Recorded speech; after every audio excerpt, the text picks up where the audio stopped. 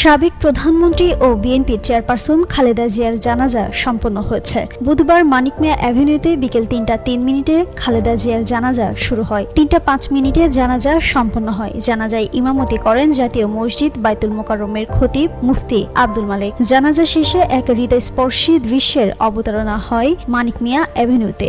জানাজা সম্পন্ন হওয়ার পর জনপ্রিয় ইসলামী বক্তা মাওলানা মিজানুর রহমান আজহারী প্রিয় নেত্রীর কফিন নিজের কাঁধে তুলে নেন। প্রিয় নেত্রীকে শেষ বিদায় জানানোর এই মুহূর্তটি উপস্থিত লাখো মানুষের মাঝে শোকের আবহকে আরো ঘনীভূত করে।